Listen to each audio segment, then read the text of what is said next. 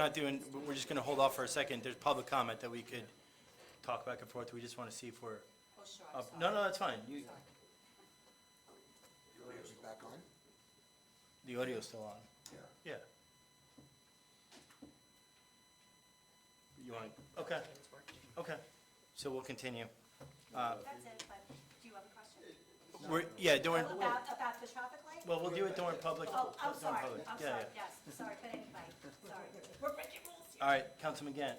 Good evening, everybody. Good evening at home if the audio came back. Just to piggyback real quick, I know we talked about, since we're talking about roads real quick, Bay Ave, there's been some discussion on road speed limit to 25 on Bay Ave as well. And put some crosswalks in, so anybody that's concerned about speed limits on Bay Ave and no crosswalks, that can look into too. Also have from the Parking Authority, our meeting's actually this Thursday. We did the meetings after our public meeting, so it's hard to get information to you because the meeting's 2 days after this meeting. It's only once a month. But actually, they're teaming up with the Shade Tree Commission to put trees over by the Kramer Ave parking lot. So that's the topic of discussion. So I guess they're gonna work with the Shade Tree Commission, get some new trees planted over there in the parking lot that just got repaved. And I should have more information for you on Thursday. That's all I have. That's it? That's it. Thank you, Councilman. Councilman Cortez? Thanks, Mayor. Hi, everyone. Assemblyman Knitra in the back. How are you? First meeting, we have 3 anniversaries this month. Our judge, Robert Lepore, 5 years. DPW Joshua Lozak, 5 years. And our administrator assistant, Patty Kyle, 13 years. Congratulations to them. Public property, buildings and grounds. I have a lot. It was brought to my attention, Carter Avenue was just paved, that was part of it. It's on the agenda, they did very well paving it, but the gas company put a new line into 308, and our administrator knows that now. I brought it to his attention, we're gonna reach out to have them do a better patch on that. It's not good. The high water truck for the police department is repaired, that's on the agenda. It's been sitting out at the repair center in, I think, Pennsylvania for a little bit, and we're just gonna pay for it and get it back. It had a lot of things done to it. Basically, it's a 6x6 military vehicle. 1R on the agenda, the fence around the water plant. You'll see it's almost $70,000. That's being paid for by a Homeland Security grant, because it is the water department. Brand new fence, 2 new gates on the Philadelphia, and that are manual, and then an electric gate with a keypad or a key card to keep it locked on New York. I know the mayor's talked about this, the signboard down on Arnold Avenue is up and ready, and he mentioned to me just waiting for Comcast to install a modem, and I said, why didn't you call me, because I used to work for them. It's done. I still have Yeah. contacts No, we're there. good. They installed everything. We're set to go. Okay, great. 1W on the agenda, Channel Drive, that plan that's being paid for by a grant, and that actually probably dates back,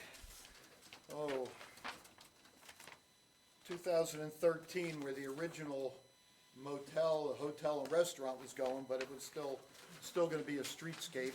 That's being paid for by a grant, so they're none of our money. 1X on here, the bids are open, they're gonna start the water main project on Route 35 North. That's our water main.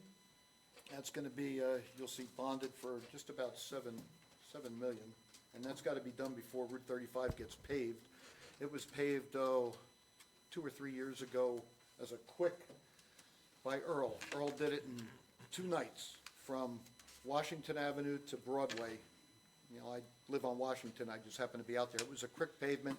I know we have pothole problems, but they're gonna mill and pave that whole thing, so we have to do the water main project. 2A and 2B on the agenda. They are not new hires, they are replacements. John Trout retired, and Jack Johnston became the superintendent, and one of him is being replaced with there, and somebody else is retiring.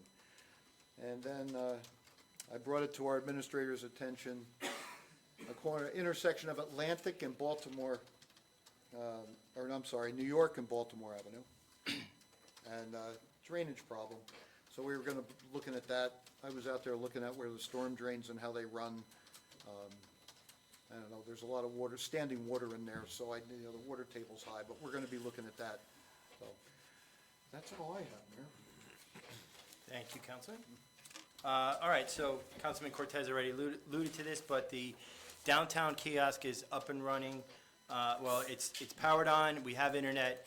We're going to work on the back end in the next week or two to set it up. Basically, it's going to be a interactive directory of all the stores on Arnold and Bay, as well as a calendar of all events in town to include committee events. I'm hoping to get chamber events and library events in there. And that's just another avenue for us to get communication out to our residents on what's going on in town. So we'll be able to program it as we see fit in the back end. So as more uses come up for that, we'll definitely roll those out. Tomorrow morning, a meeting with downtown business owners to discuss the downtown, hear their feedback and concerns. During the meeting, I'll be speaking about the bid, talking to them about that and some of the initiatives we will look to accomplish as soon as the bid receives funding early next year. Tomorrow, I also have a call with Asbury Fresh. So they're running our farmers market, and they're doing a great job. So they had made mention, we were first talking about them coming into town, that they could do a Christmas market. So I'm hoping to get them on board to do a Christmas market at the band shell during the holiday season. So I'll find out more after our call tomorrow. I have asked Patrick, our public information officer, to put together social media posts highlighting our various town committees. He did a great job on the police drone program, and I want him to start focusing on our committees, starting with the rec. So there was an email out today to start coordinating that. I want to schedule a volunteer fair early next year, and I think it's important and will garner interest from residents in town to know what each various committee does. So all the committee members in the audience, be prepared to either sit on camera or offer up some information to Patrick. In the next few weeks, the governing body will decide on an image to put on the water tower. I have some ideas of what I want to see up there, but I want to get the committee's thoughts. So that'll be a fun little exercise for us to undertake. I was contacted by the Offshore Powerboat Association about bringing the powerboat races back to town.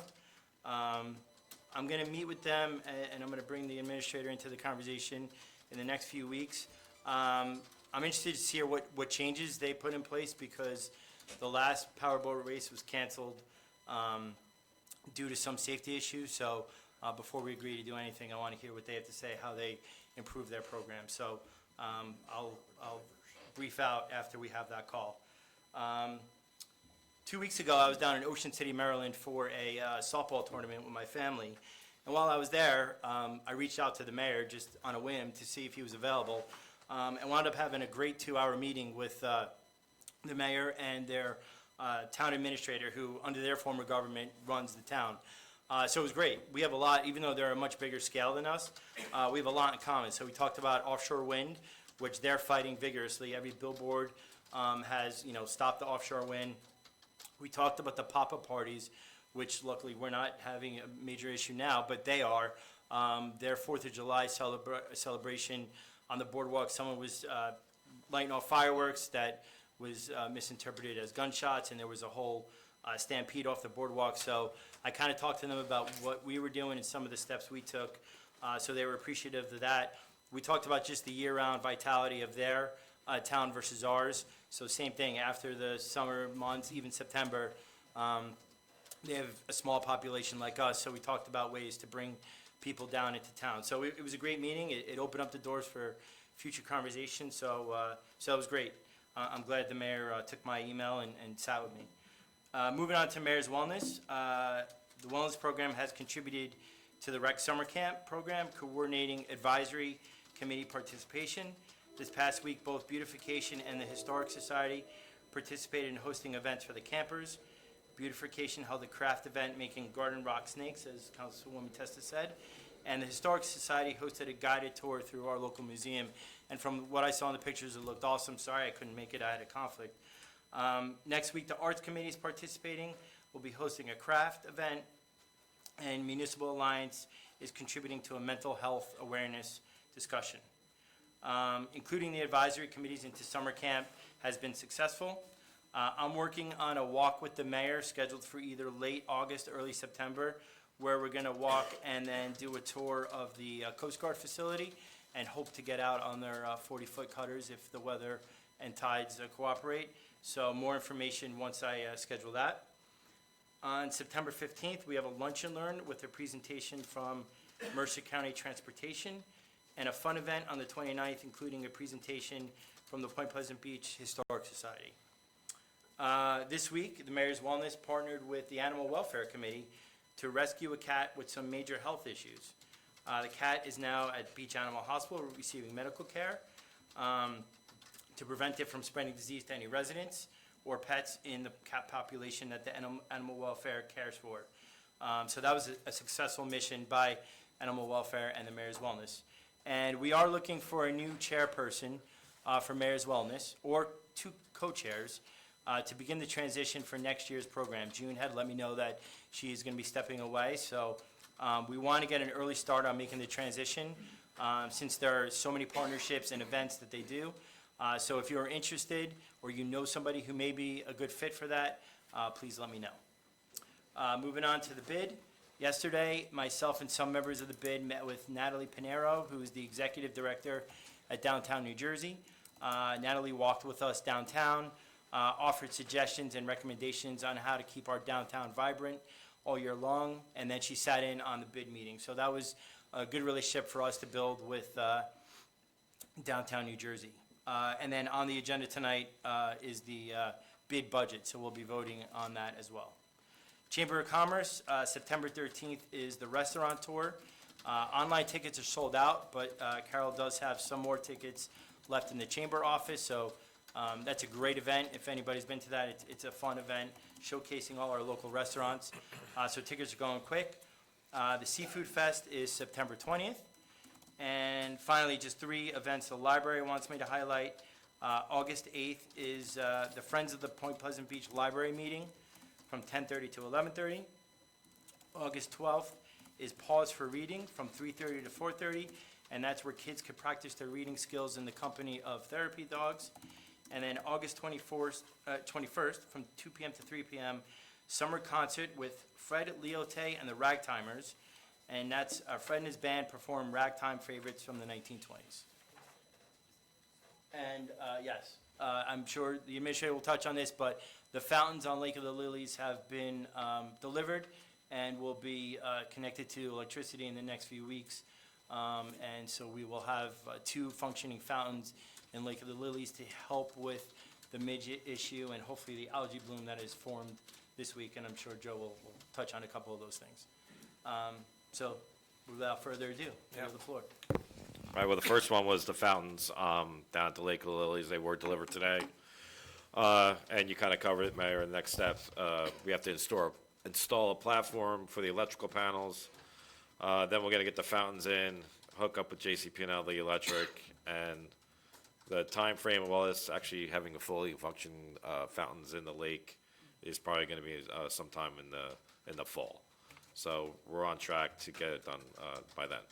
Hopefully with the fountains, like the mayor mentioned, there is an algae bloom that's being currently treated at the Lake of the Lilies. The bloom has definitely caused a very foul odor permeating from the lake. We got a couple of complaints from some local residents there. We're hopeful that once the algae bloom is eradicated, that odor will dissipate. I had DPW put some signs around the lake just warning residents and visitors to keep themselves and their pets, out of the water and just to be mindful of the issue there.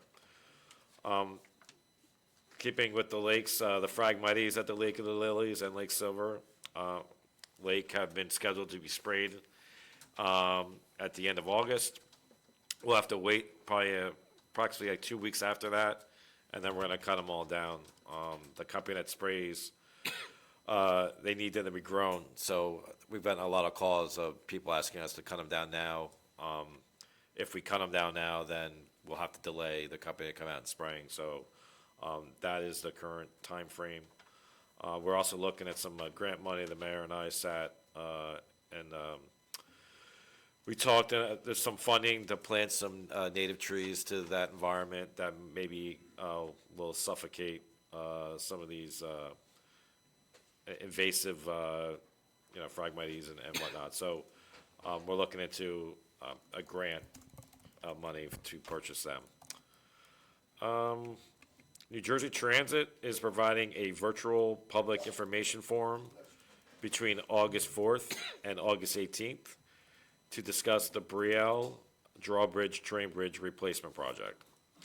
All information is on our Borough website, Facebook page, and town app. Construction is not starting until 2029. However, New Jersey Transit wants to get everybody, and keep everybody informed along the process. So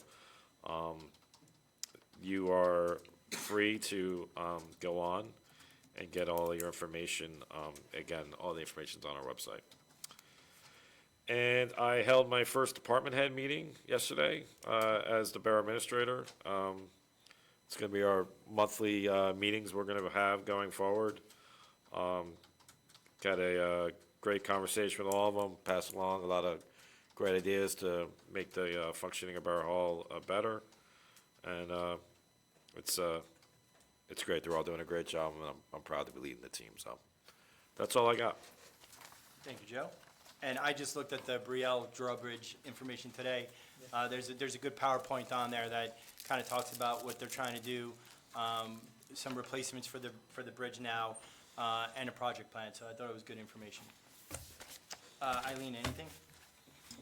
There were just a couple of additions today, which were posted online, but they were items 2C and D. The agendas are on the table. Item 3E.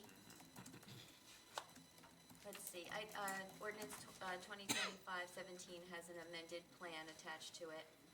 And, let's see, we can address it when the ordinances come up, but ordinance 24, the public hearing won't be until September, because it's gonna, if approved, it will have to go to the planning board.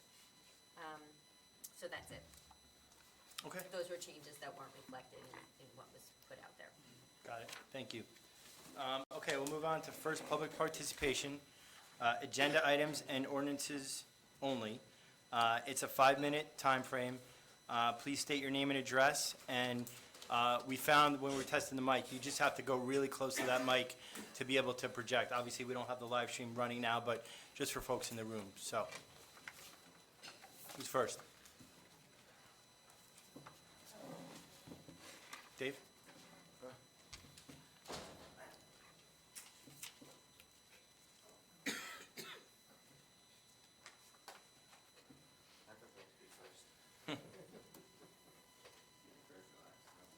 Good evening, Dave Kevin, 118 Parkway. I think you already answered one of my questions.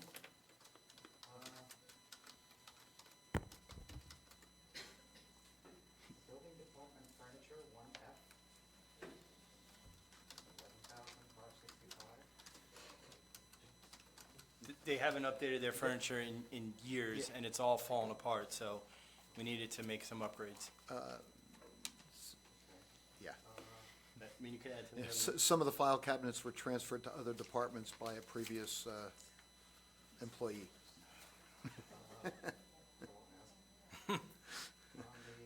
tree ordinance, why did you eliminate the hazard exemption for trees that live sideways? Trees that what, I'm sorry? I'm sorry, What was the last part of that? Trees that, trees that live sidewalks. Yep. I think sidewalk should be added did we, I don't think we as a hazard. removed the sidewalk piece, Yes, you did. did we? I was gonna bring that up. That wasn't the intention to fully remove that. The good news is it's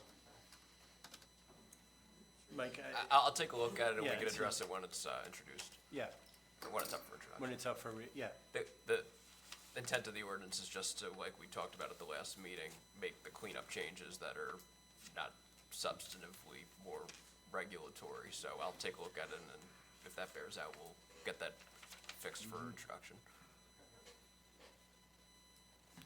we wait until the next meeting? I think we can make that change from the table if I can. I'm sorry, I'm right here and I can't hear you. I'm right here. Dave, short of ingesting the microphone, I think you have to get like super close. You could hold it too, if you're more comfortable. Bring it out. Feel like a rock star. I don't even wanna think about what's going on behind my back. Go ahead. Probably better if I keep my mouth shut at this point. Oh, thank you for removing per acre, so that residents are covered with at least three trees over. Yeah. Yes. You're welcome. Thanks, Dave. Who's next? Ann? We can hear you, man.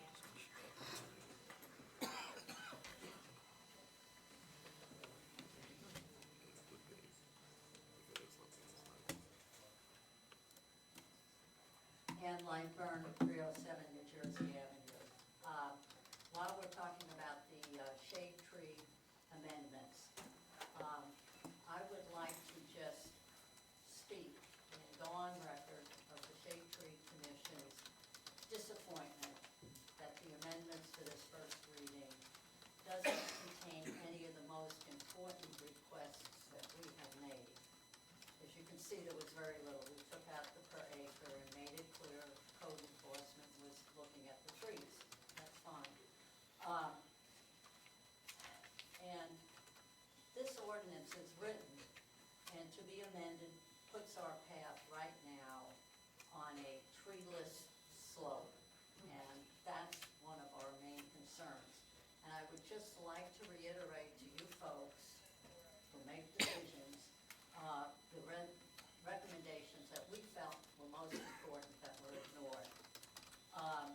One, we had requested that property owners not be allowed to take 3 trees down over a 5-year period.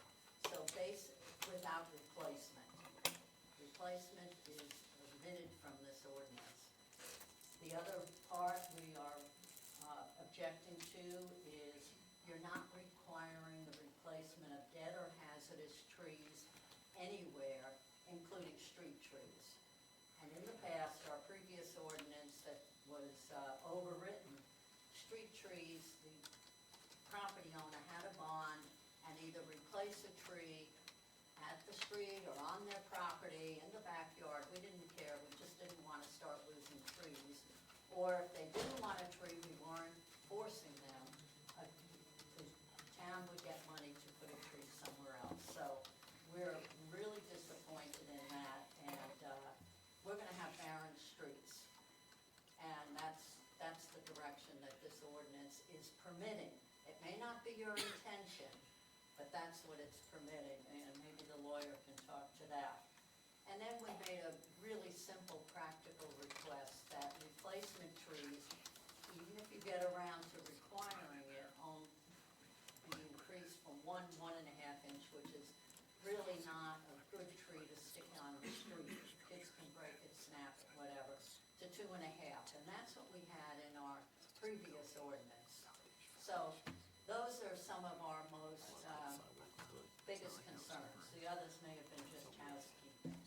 The other thing is, the original intention was to improve stormwater runoff and management. This doesn't do anything for it. It allows 6-inch trees to be removed anyway. It doesn't require any replacements if it's dead or hazardous.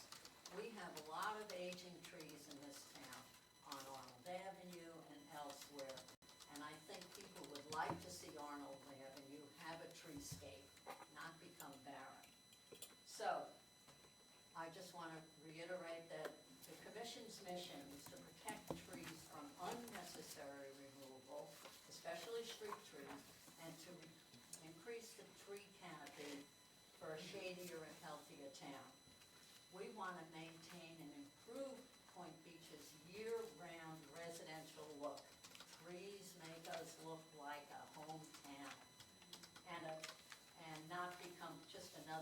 treeless shore town. So, we're not giving up on our mission, so that's our message to you folks who make the decisions, and we will try to work with you on some of these issues. Thank you. Thanks, Ann.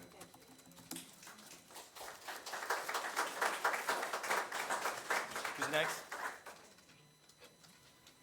Okay. Can I address an ordinance that's on the You- second reading?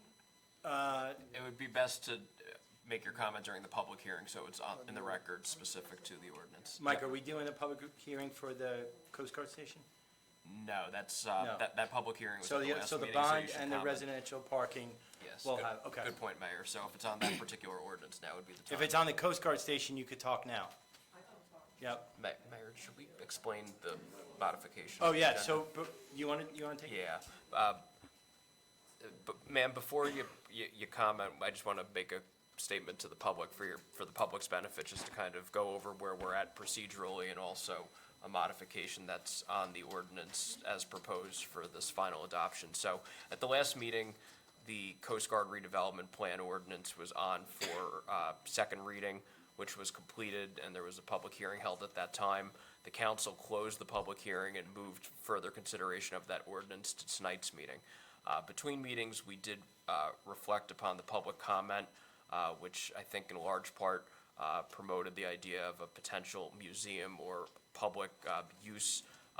And in light of that, we did look, and the current zoning for that property is in the recreation and open space zone, which contains a multitude of public uses that would include a museum.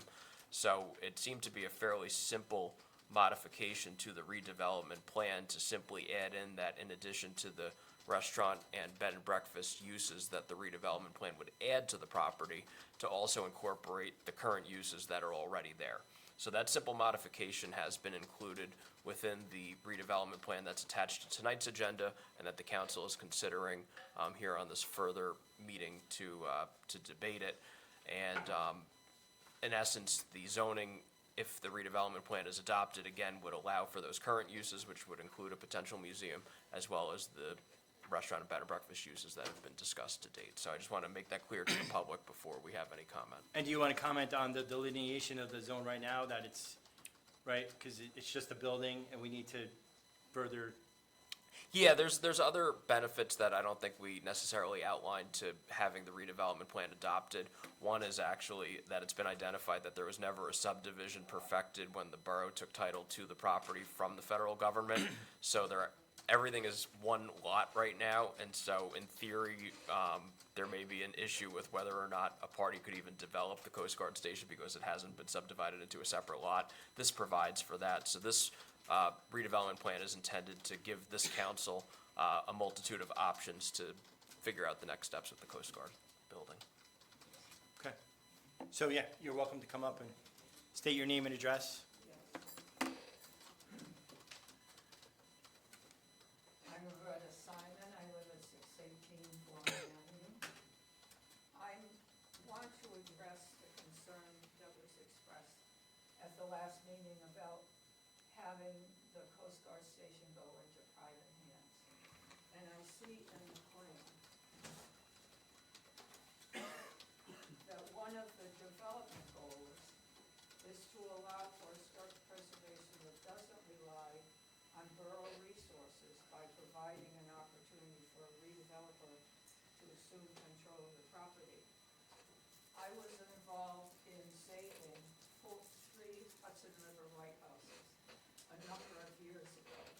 I was executive director of an organization called the Heritage Task Force for the Hudson River Valley.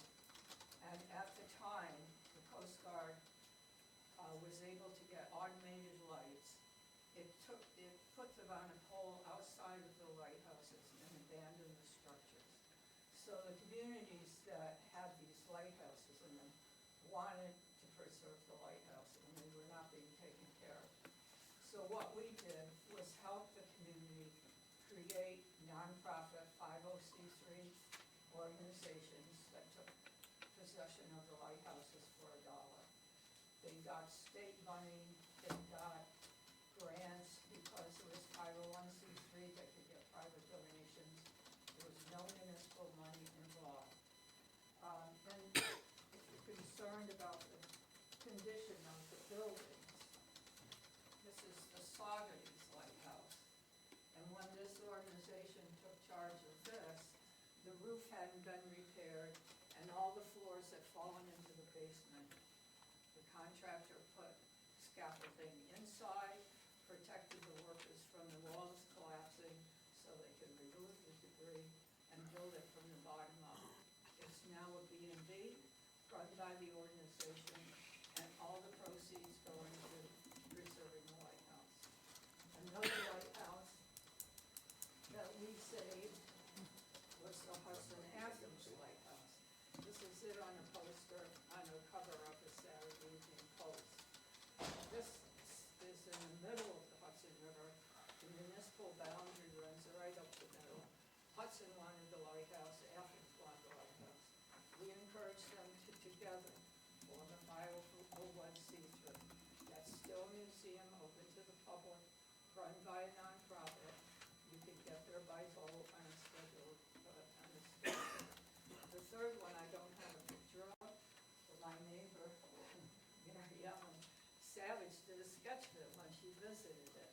It's part of the Hudson River Maritime Museum, and that is open to the public, and you can get into the lighthouse by boat.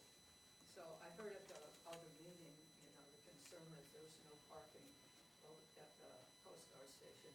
Well, there's no parking at a lighthouse either, but people get out there. And if you're concerned, the second statement was to generate tax dollars.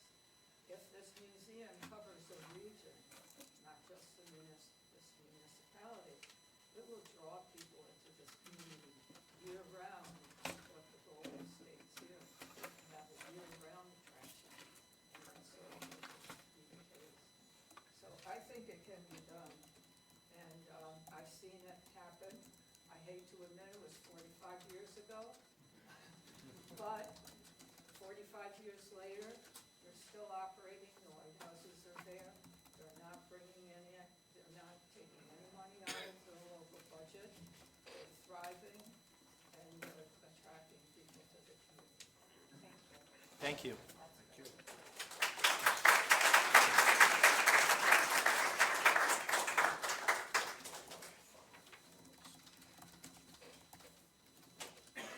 Anybody else? Erica? Erica Susko, 701 Richmond Avenue. Somebody just texted me, Alex from, Yeah, the live stream is not working. and he said the audio is not working. Yep, we're aware of that. I knew this, but he said the audio was, so I just thought I would. Okay, I know he said the audio might be working, but, okay, so I'm gonna record on my phone from him if that's, is that acceptable? that's fine. Yeah, Thank you. yep. Kitty, did I see your hand up? Yeah. Okay.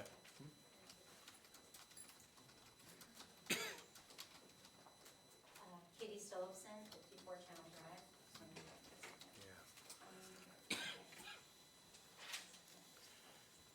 Okay, so, item 1W, that's the Channel Drive revitalization for the street. At last night's Republican Club meeting, I asked if the website that was like monitoring it, presenting like updates on it was active. I was told it wasn't. So this should be tabled until we can see a plan, because we don't even know what really the final project is gonna look like on Channel Drive. I'm definitely not convinced we even need it on Channel Drive, and the idea behind it was to make it safer.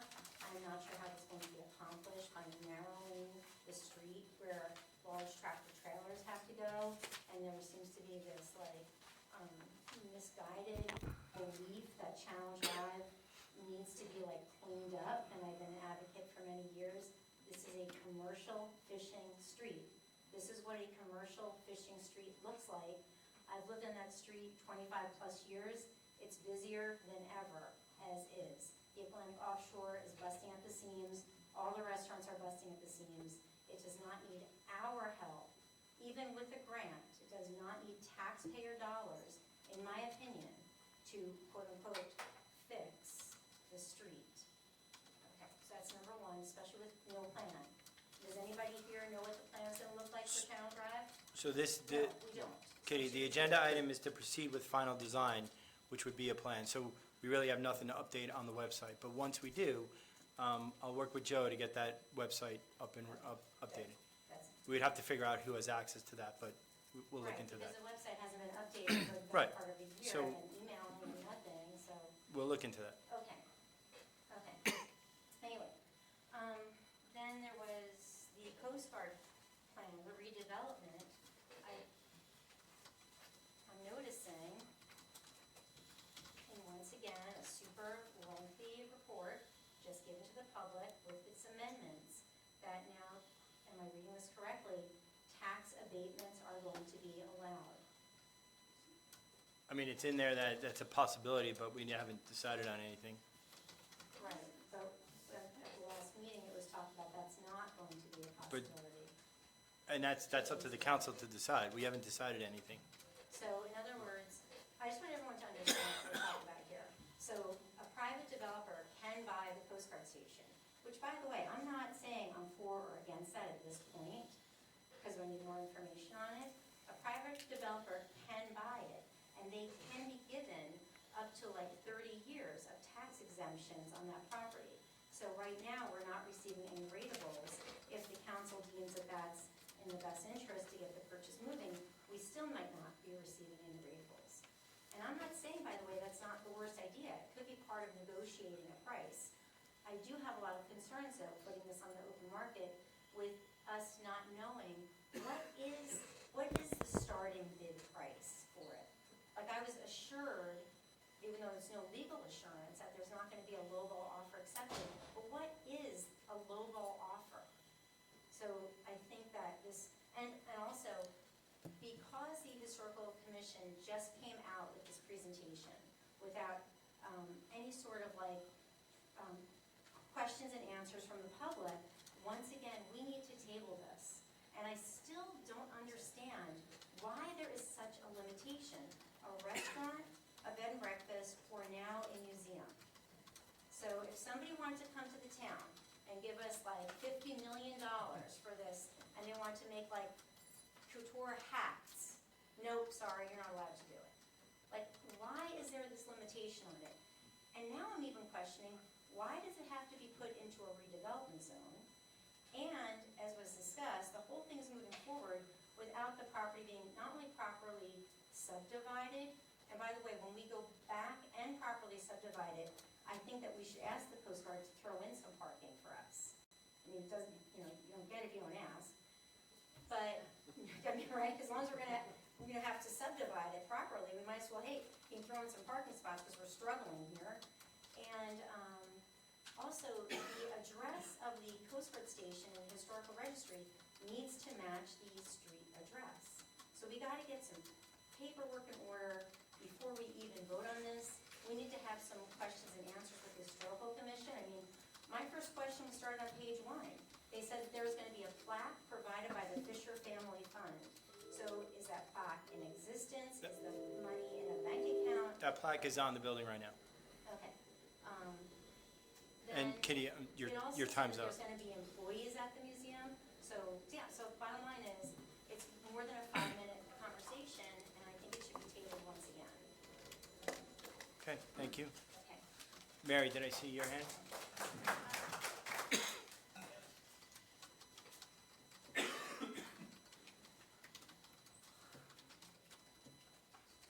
Mary Steiner, 423 Yale Avenue. Number one question, who do I contact if I notice there is a street light of JCP&L that is out? So you could contact me. Both Joe and I have a very good relationship Okay, all right. with JCP&L, so. Two out, but. Okay, if you could send me the poll numbers, that'd be very Oh, okay, helpful. yes, okay. With the tree ordinance, are you going to put in the sidewalk? Yes, I'm honestly not sure why it's omitted. The way it's currently drafted, it's actually not being deleted, because if it were to be deleted, it would have to have had to strike through it. It just isn't there, but, Mr. Cavanero's comment earlier, he is correct that there was, in the parentheses, it gave as examples building foundations and it included sidewalks. That will remain in there, and I would recommend that the council just clarify on introduction that that will remain in there. Okay, and, thank you.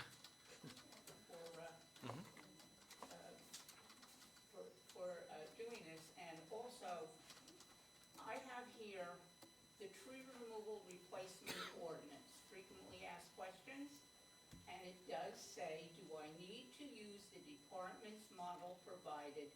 No.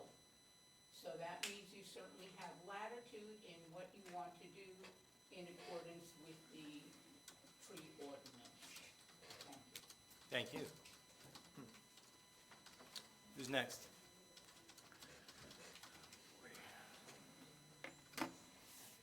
Yes. Good Go ahead. evening. Good evening.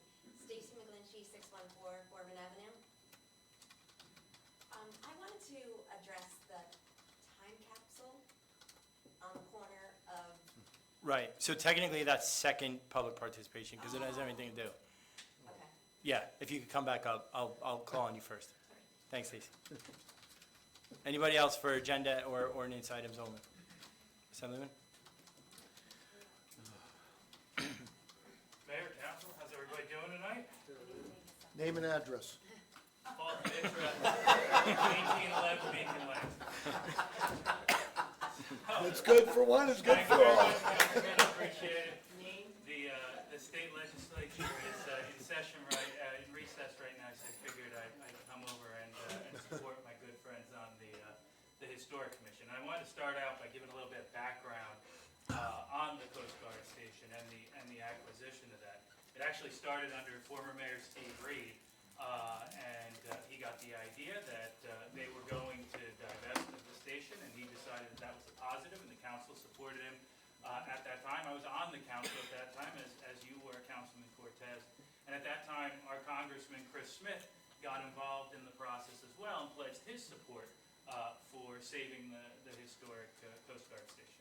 The process took a long time. When I came in as mayor of Point Pleasant Beach, I decided that was one of the biggest hallmarks I wanted of my administration, was protecting historic properties and revitalizing historic properties. So we threw everything that we could at the wall. We had multiple meetings with Congressman Chris Smith.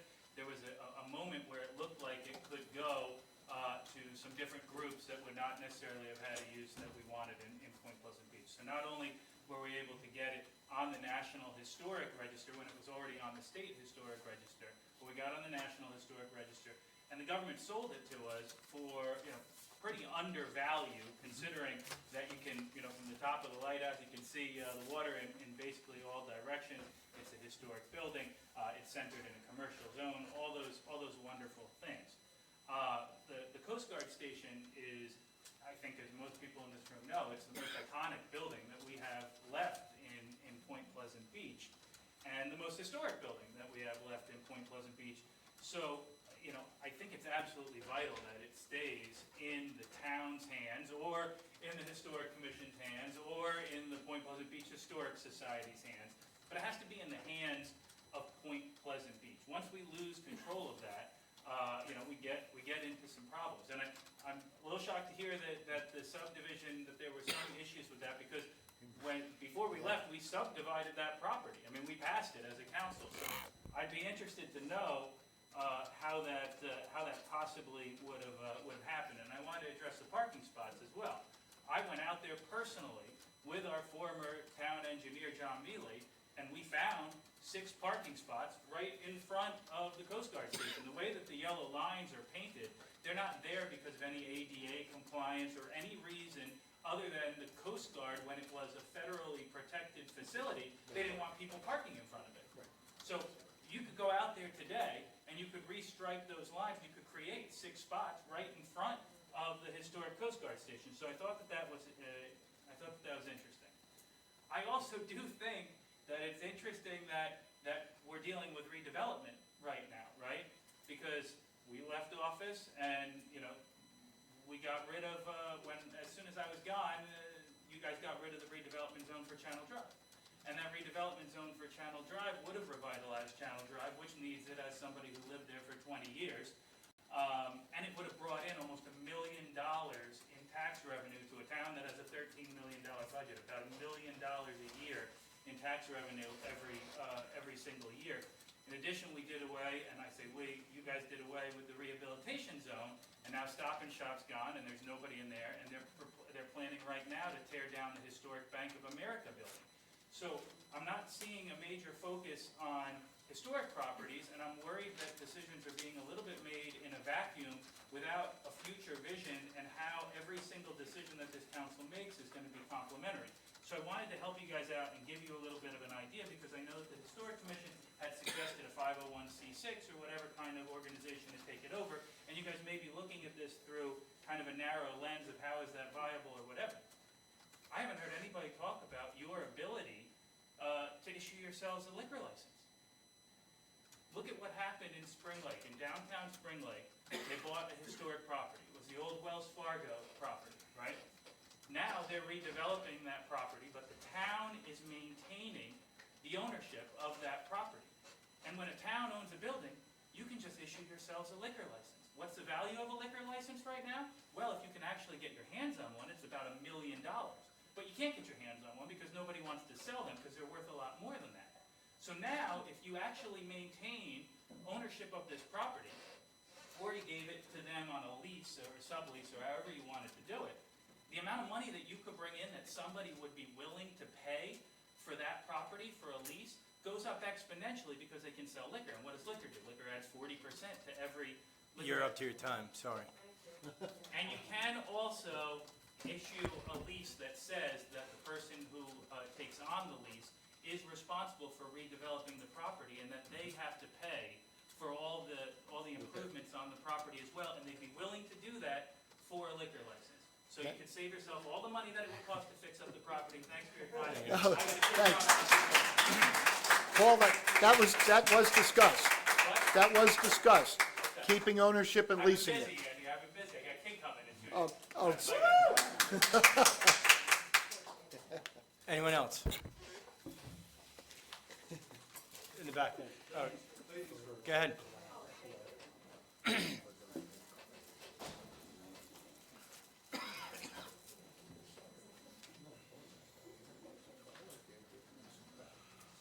Louise Phillipson, River Avenue, Point Pleasant Beach.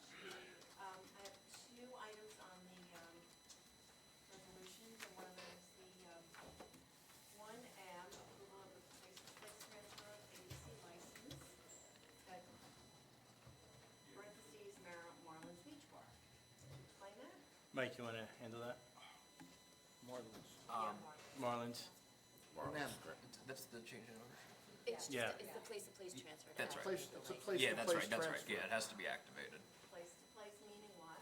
It's a technical term, right? Right. When a license isn't utilized, it doesn't have a location. So I think it was previously used at that location, but it's been held in pocket because it wasn't active. Pocket license. It was yes. being held, I guess it's Right. currently in pocket until Right. it's active. That makes sense now. And 1W, it's the authorization for borough administrator to execute the sub-agreement with STV, I guess that's the company, proceeding with the final design as part of NJDOT and DEP approval. Is that for Channel Drive? Yes. That's, yep. Okay, and so would you explain what the sub-agreement would be in this final design? Basically, what's that? I was gonna say, you want me as well? Yeah, go ahead. Yeah. So in order to continue with the process of the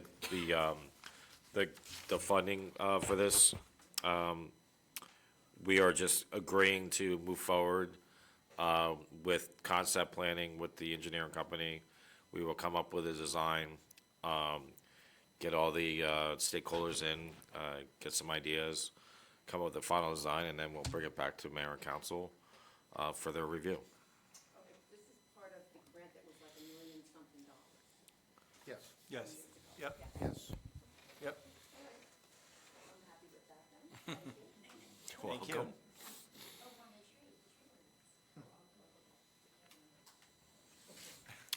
In the back end.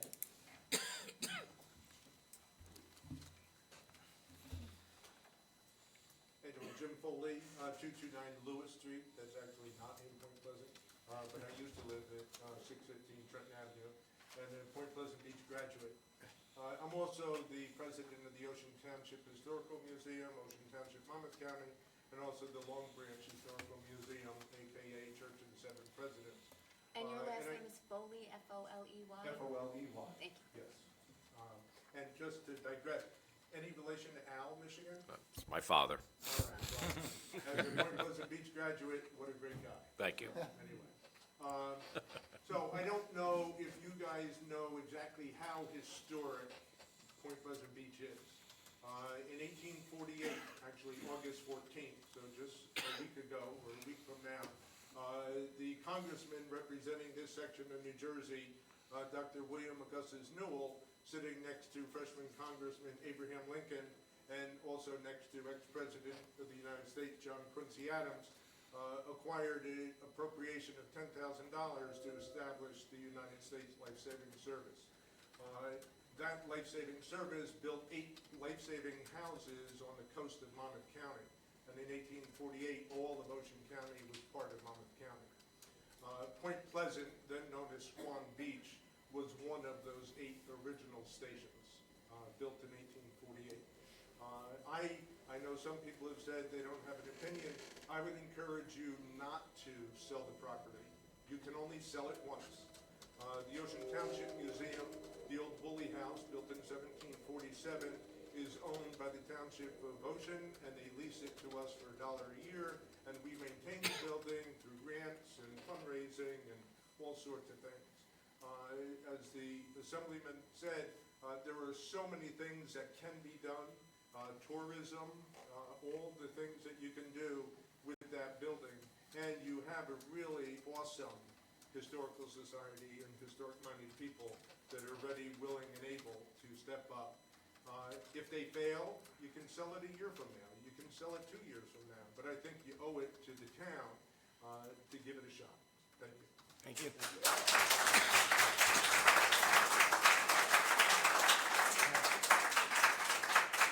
Kathy?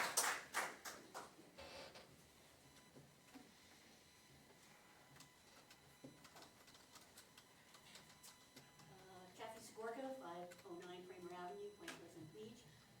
Mr. Foley, who I never met, just took the words right out of my mouth. That's exactly what I was going to say when I came up, that I don't think we should sell it now. You can kind of sell it at some other point. But the Historical Society, and even some of the things that Paul said now, make us kind of think that maybe we ought to keep it. And if it all falls apart and it doesn't work with fundraisers and grants and all that, then you can try and sell it again. But that's here a long time, and it is probably the only historic thing left. So, as I said, I was gonna say the same thing he said, but I absolutely agree with him. As a Thank you. resident. Thank you.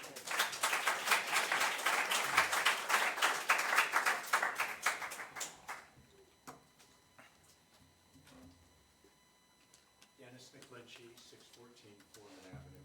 I don't have anything as eloquent to say as the previous 2 speakers, but just simply, please don't let this property slip through your hands. Please hang on to it for the people of Point Pleasant Beach. Thank you. Thank you.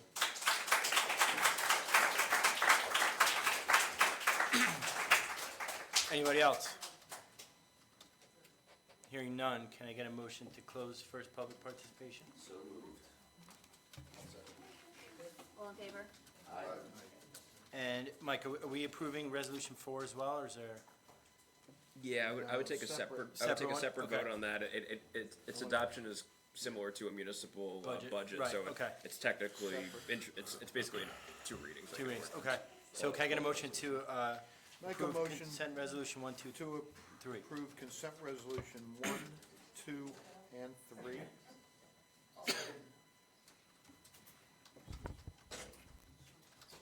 Councilman Benton? Yes. Councilwoman Testa? Yes. Councilman Gann? Yes, I need to abstain from 3B, 3C, 3D, and 3E.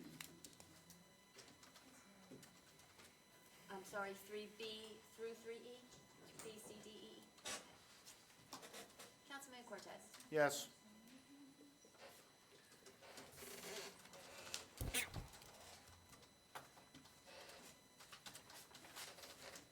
And then moving on to resolution 4.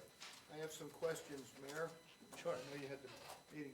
I printed out their budget, and they have listed for a total income $34,391.56, and then total operating expenses $48,450. They're supposed to be self-sustaining, the Business Improvement District? with that, how, you know, they have a deficit of about 14K then on their budget. So there's a lot of in-kind work in there, donations as well. And again, we're just looking for just original funding to get the bid off the ground. All the stuff in the budget is not Right. what they're doing right now. So that's building up, that's a wish list of what they want to see. And what specific, Is there a cap? Do they have a cap on it? so it's a 1.5% tax Right. on the properties in the bid area. Yeah, I think for the governing body's purposes, it goes as an added assessment, so Right. essentially this approval would impose the added assessment of 1.5%. Right. It's not like that amount could possibly go up Go up, if, right. you know, this in-kind revenue doesn't come in. I guess they Right. would have to balance their budget if it doesn't. Yes. Okay, thank you. So can I get a motion to, I'll introduce it. I'll second it. Councilman Benton? Yes? Councilwoman Testa? Yes. Councilman Gann? Yes. Councilman Cortez? Yes. Okay, so the public hearing on that won't be until September 2nd. There has to be, I believe, 28 days, so that would be September 2nd. okay.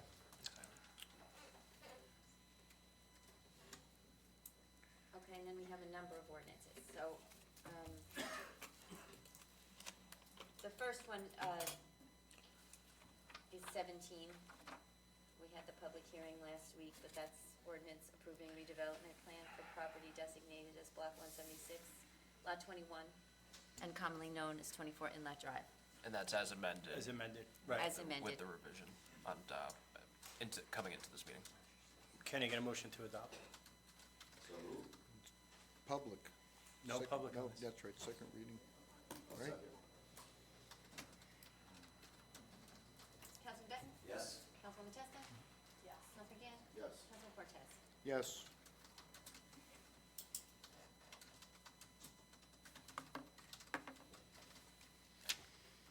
Okay, just a second.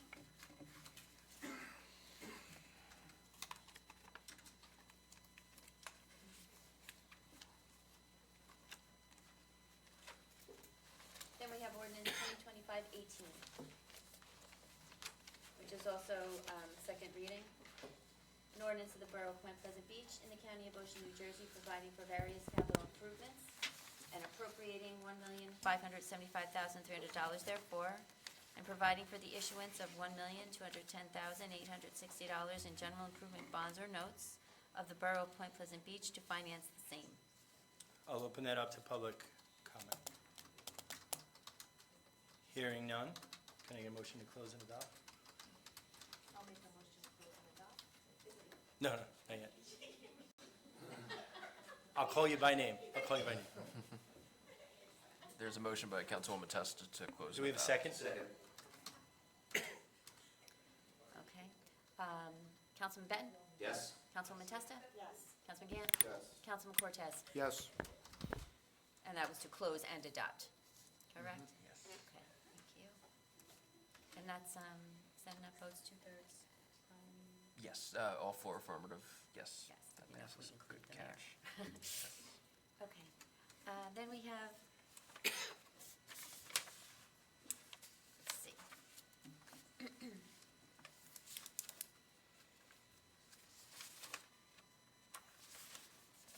Ordinance 2019 is also on for second reading. Ordinance amending section 19-11.7 to incorporate residential site improvement standards for residential parking requirements. I'll open that up to public. Okay, hearing none, Make a motion to close and adopt. thank you. Second.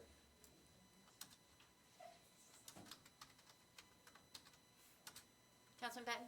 Yes? Councilwoman Testa? Yes. Councilman Gann? Yes. Councilman Cortez? Yes. So ordinance 18 and ordinance 19 have both been adopted, as well as ordinance 17 as amended. Then we have ordinance 20.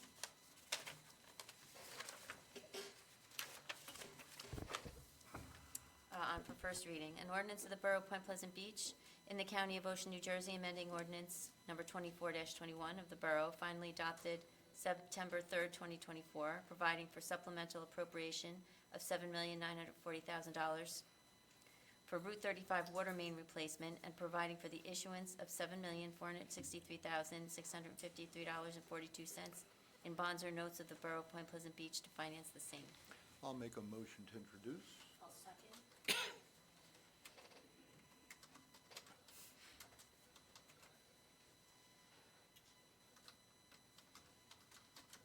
Councilman Benton? Yes. Councilwoman Testa? Yes. Councilman Gann? Yes. Councilman Cortez? Yes. Okay, so that public hearing will be on August 19th. Then we have ordinance 21 on for first reading. Ordinance amending section 2-3 titled Meetings. Can I get a motion to introduce? I'll second. Councilman Benton? Yes. Councilwoman Testa? Yes. Councilman Gann? Yes. And Councilman Cortez? Yes. Okay, public hearing will be on August 19th. Then we have ordinance 22. Ordinance amending section 9A-21 entitled Schedule 21 Handicap Parking Spaces to add handicap space on Channel Drive. I'll make a motion to introduce that. I'll second.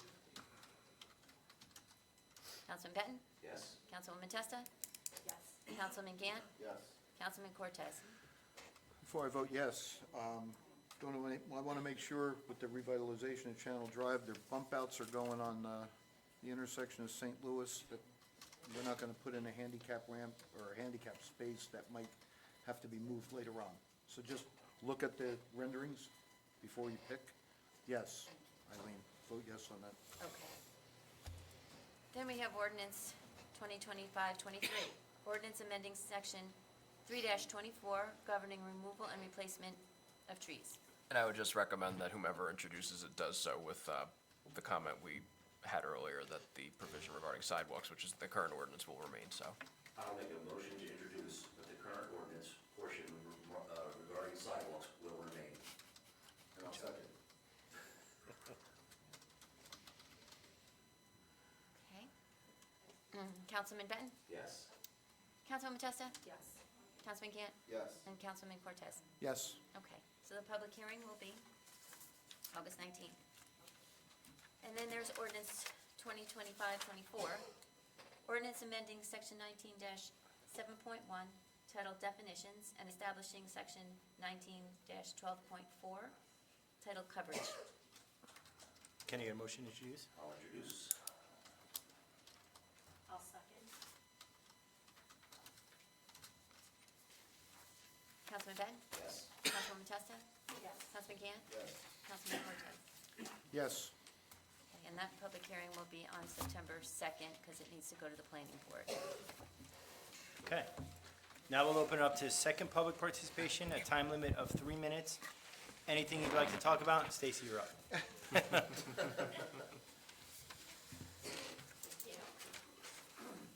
you so much. I wanted to. Just state your name and address again, I'm sorry. Stacy McGlinchey, 614 Boardman Avenue. With respect to the time capsule, I was wondering if you could please provide a date certain that we'll be opening it, and also comment on how what the plan is to bury a new time capsule. Maybe if we play our cards right, it'll include a picture of the new historical museum where the Coast Guard station once. So you have the right people in the room in the front row, and we've talked about this as a commission. I think we're still on track for October. Yes. At some point. And I think we're gonna do something around the unveiling of it. I don't know if we've gotten further in the conversation, but it's gonna be October of this year. Are we gonna bury a new one? Because I think like the kids at Antrim, like I think that's something. I mean, that's something that, yeah, that's something we could talk about as a historic preservation. Yeah. Yep, Thank you. yep. More information will come out. Yes. I'd like to get a bigger time capsule. Sure. There's some things I want to put in there. Who else? 28 to 6, that's all I want to put in Yeah. there, right, Terry? Kitty, 28 and to then Dave 6. after. Just two numbers. is 28 to 6. Katie Stillson, 54 Channel Drive. So getting back, so the meeting protocol 2521, is it, start eliminating Robert's rules from the meeting? No, No. Oh, I No. don't understand, what Uh, is that? we're gonna follow Robert's rules, but you have to be here in person, no video, no telephone. When I first got onto council, a councilwoman used to go to Florida all the time, and we honestly put a phone right here and put her microphone by the phone so she could vote and talk, and no, gotta be here. But people will still be live streamed. Yeah, that's not gonna Yes. change at all. Yeah. Okay. Then, getting back to the Channel Drive street revitalization, so do you guys have right now a plan? Yes. that's going to Yes. work? Okay, so If that they- should be like presented They for did. the public. Chris, I should have- was at that meeting with you. I was sat here for 2 hours when they That was came here and a showed couple of us. years ago. A couple of years ago. But that was part of the plan, so to say there's So no that- plan, there was a plan. So And that's the they came same multiple plan. times. They've come here multiple times and have spoken to the public about the plans. Okay, but you heard the audience when I asked, do they know what we're talking about, and they were like, no, so clearly it's not getting the message. Well, they will information come to- again. I mean, can they come again and show My it? We could point do- is, yes. it's not We being could bring disseminated STV to the public. Well, And we if can you definitely have do it, that. it should literally be right here on like a stand, so everybody in this room right now can see what we're talking about. You know, that simple. And then I'm reading that it's gonna go to like a final plan. So we need some more public input, because a few years ago was different than now, I mean, different, you know. Oh, I understand what you're saying, but we did present it to the Kitty, you're public. right, and I'm gonna apologize to you. The original plan that I have in my archives at home, 2013 was when the hotel and restaurant was gonna be built. That's just a plan. The newer plan is similar, but it shows bump outs in the sidewalks, like we have on Bay Avenue. If you're down by Foreman, or in Trenton, you know, they bump out, they're supposed to slow traffic down. There are four small prints that our engineers sent to me, and I apologize. I usually print out a lot of stuff. I should have printed them out and had them on the table. I do apologize. That validation is tremendous. We Thank could you have so it for, much. we'll have it for next meeting, and then we could see about, My bad. I'm not saying what you're saying is wrong, I'm saying that they did, to say that we never did, we did have something. It's one thing to check off the box of like, oh, we showed it to the public. It's another thing to actually get the information Of course. out to taxpayers. Of course. Possibly the new sign on Arnold Avenue could display this, you know. Oh, that's a great Just idea. an idea. okay, thank you. Thank you. Dave?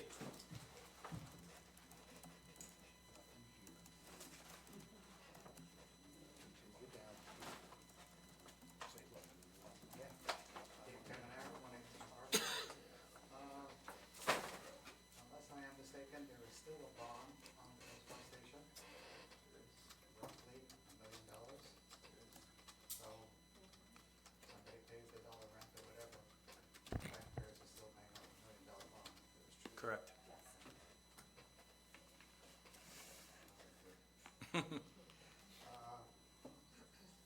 Bank of America, is that on the table or off the table? As far as what? Buying it. Off the table? Off the table, Mhm. being developed. Yep.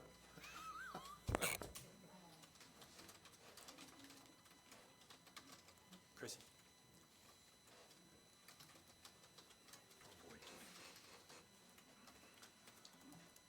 Good evening, Kristen Hennessy, New Jersey Avenue. I just wanted to bring it to everybody's attention and for the, to put it on the record as well. About a week and a half ago, I emailed the entire mayor and council, as well as the administrator and the chief, about a safety issue. I've spoken to a couple of you individually about it. I was nearly hit by a car while walking my dog on Bay Avenue. And my initial request, the title of my email was a speed limit reduction request. I asked you and the administrator to reach out to the County of Ocean to see if they would consider a speed limit reduction from Atlantic Avenue to, up to Minetta. I think it's just about the property line where the beach and borough meet, but perhaps we could join with the borough and see if they go all the way to 88. The speed limit is already 25 from Arnold Avenue to Atlantic Avenue, and it goes to 30 for some odd reason at Atlantic to the traffic light at 88. So I would respectfully request that we consider asking the county for a reduction to 25 because that is a residential area.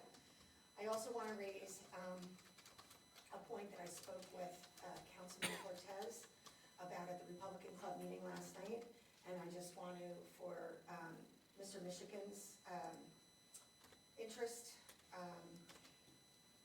raise an issue about a study that was done by the county. It was probably between 15 and 20 years ago. Joe, you may remember this when you were chief. It goes all the way back to Dan Polo's days as chief. But the county commissioned a study. It was started on New Jersey Avenue. And they identified not only a speeding problem on New Jersey Avenue, but a volume issue too.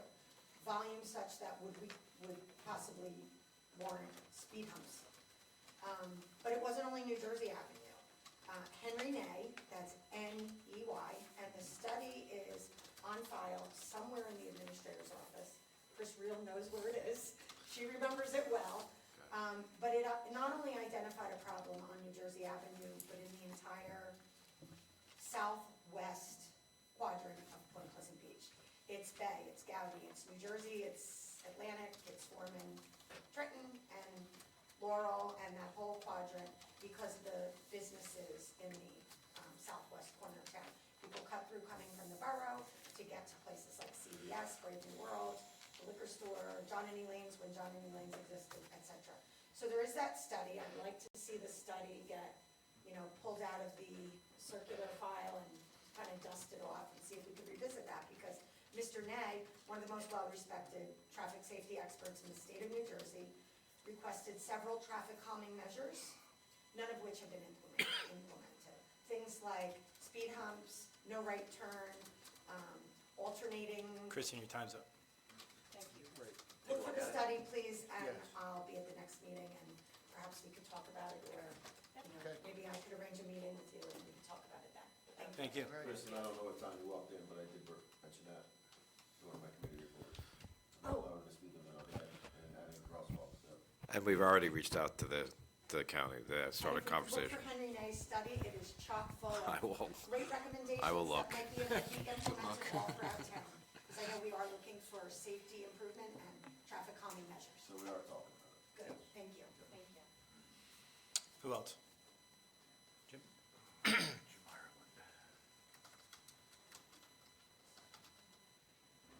Hello, Jim Ireland, 405 Trenton. This has nothing to do with anything we talked about tonight, but the JCP&A substation looks horrible. I mean, I don't think it's been painted at least 40 years, right? So I don't know if we should, give them Are you referring to the Alamo?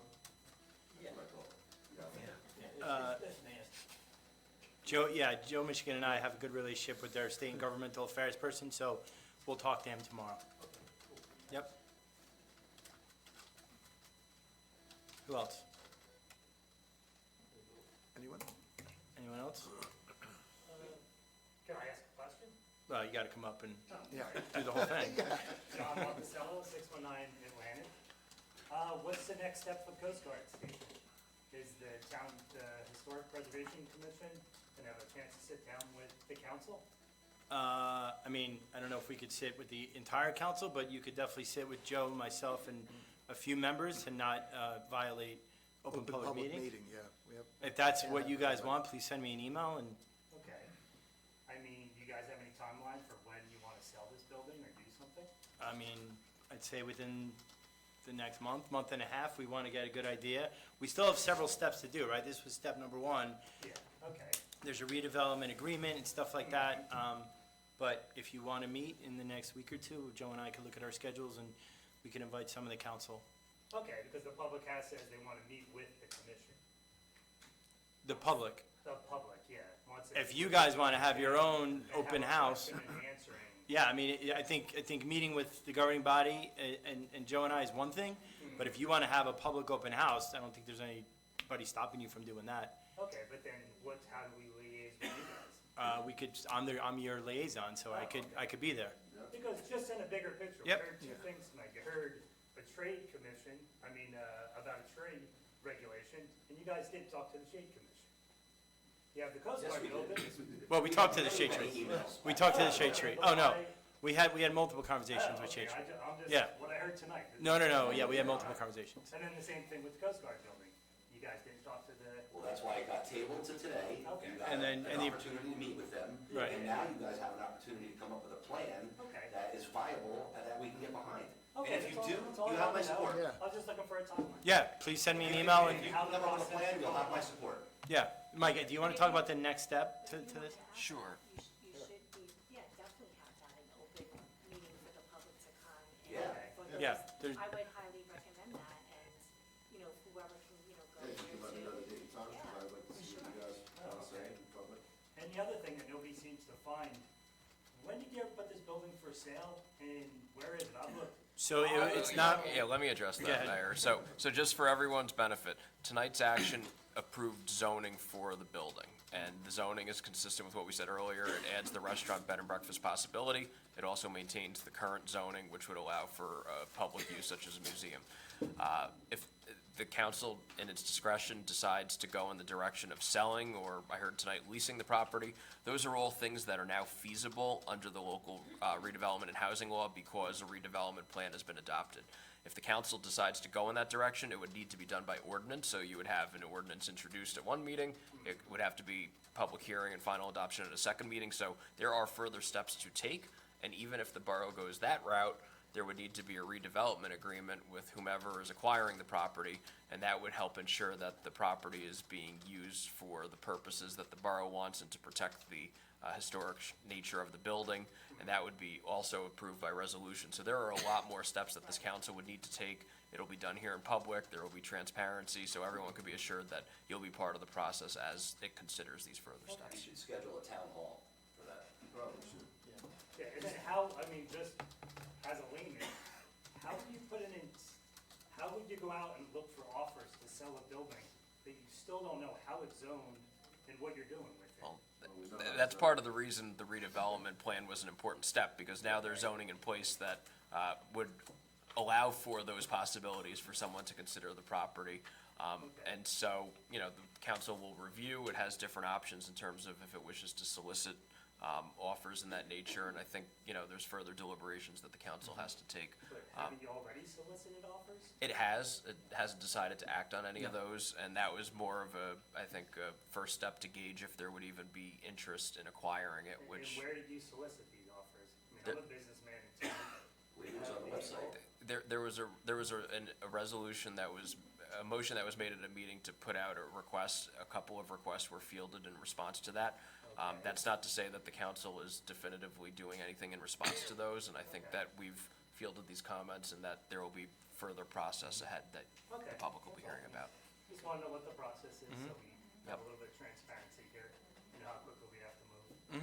Okay, that's Just it. understand, my point of view, just so you understand where I'm coming from, the taxpayers are on the hook for $1 million, right?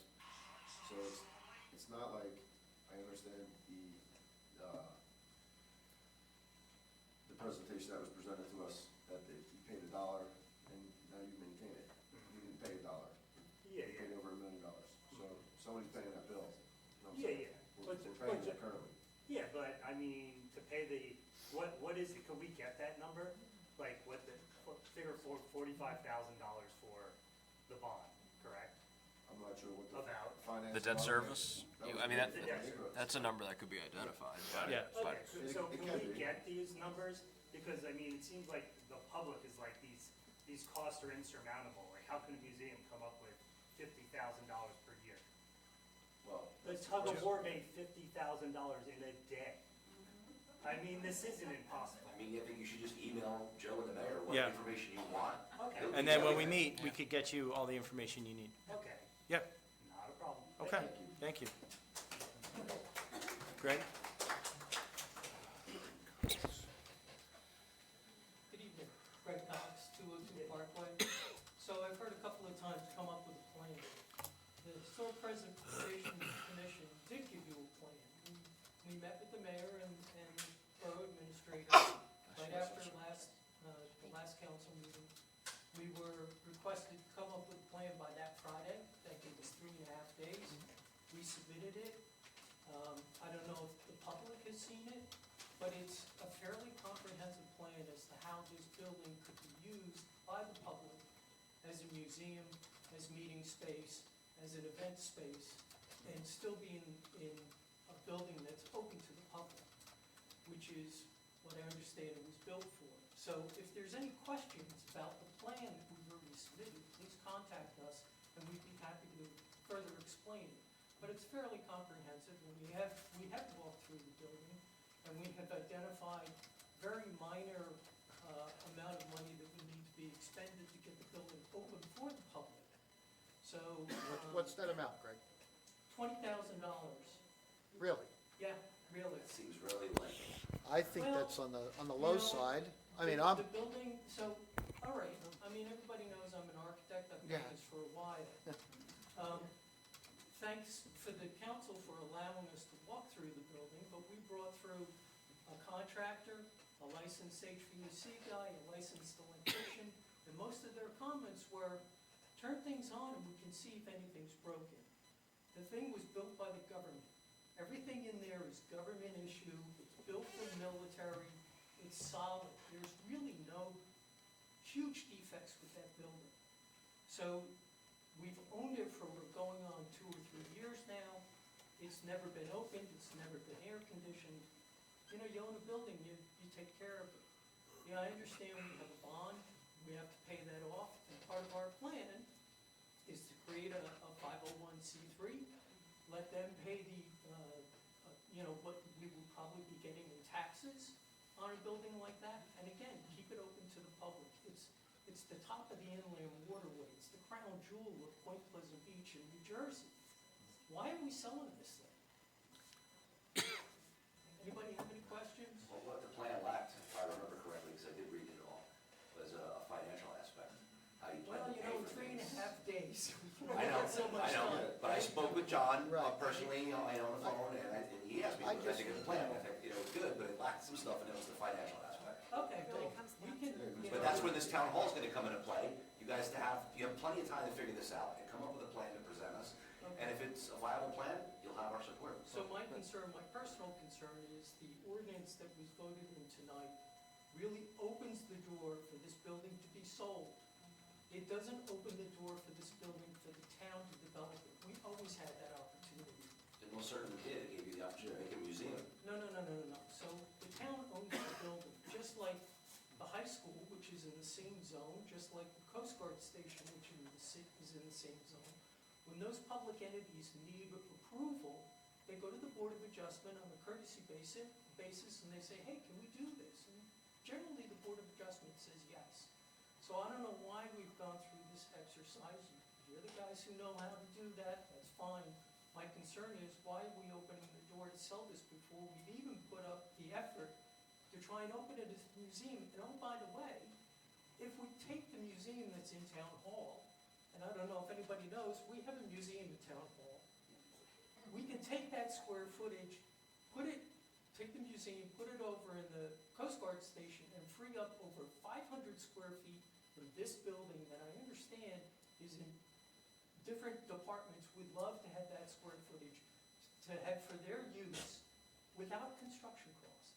So there's a lot of real good benefits to keeping this building, opening it to the public, and putting it to good use. I'm hoping you come up with a great plan.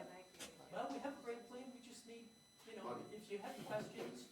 But, all right, so 501c Greg, allows us your for, time's up, so I'll allow this last comment. a 501c allows us to raise money, so it takes it out of, it does a couple of things. It takes it out of your hands in terms of running this, this type of operation, which is great. You guys are all busy, that's fine. That allows us to raise money. And we also have the Public Endowment Fund, which according to the website is set up just to do this kind of thing. So let's take what we've got, take the assets we've got, and make it better. Thank you. Thanks, Greg. Thank you. Mary Ellen?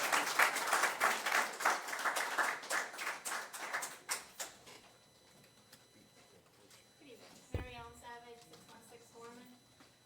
So I wasn't going to speak at all. I came really to support my dear neighbor here who is finding this to be a really important subject. project. And so as I sit here, though, I realize the urgency of the situation, and I just want to go on record to say that I too would happily support my time and talents to aid in the preservation. So, just want to record to say that. Thank you. Thank you.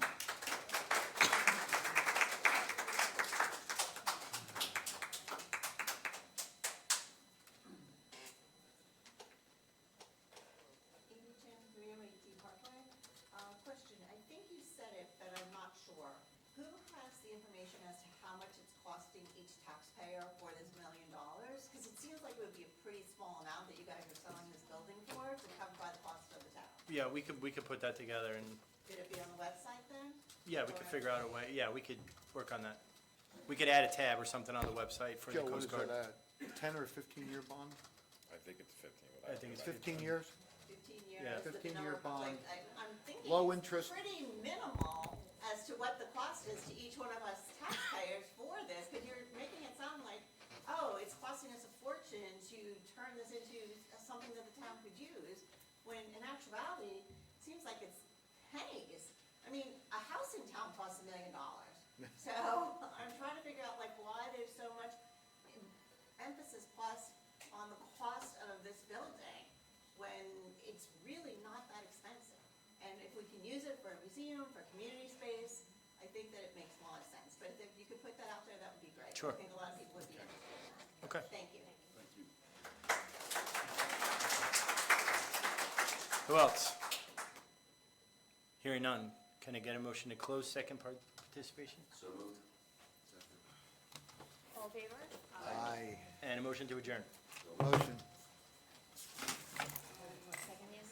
or whatever. All in favor? Aye.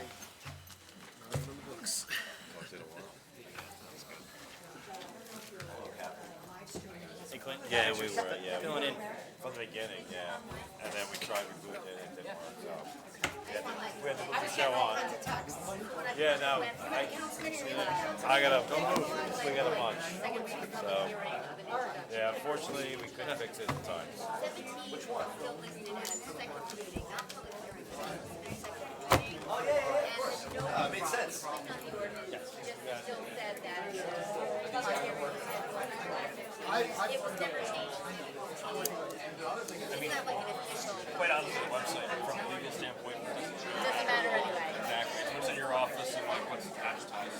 He's on the bulletin board like this, but, I actually think it doesn't matter if we satisfy the requirements.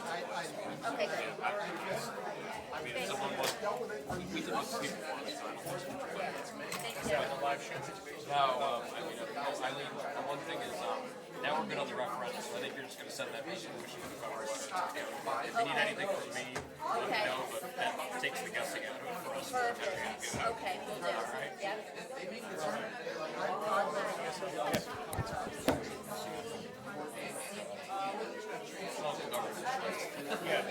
I believe it was Councilwoman Burns, she was out, she wasn't here today, Councilwoman Burns. So I emailed her some questions about the senior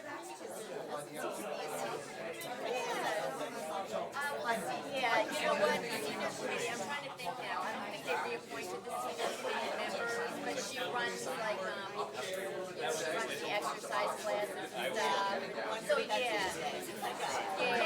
I mean, you can email her with questions about that, but I don't think, right, I don't think there is currently a senior committee, an active senior. emailed the mayor to get it activated. Kitty, You could email her. Kitty. Yeah, absolutely, yeah. And maybe her to Sure. take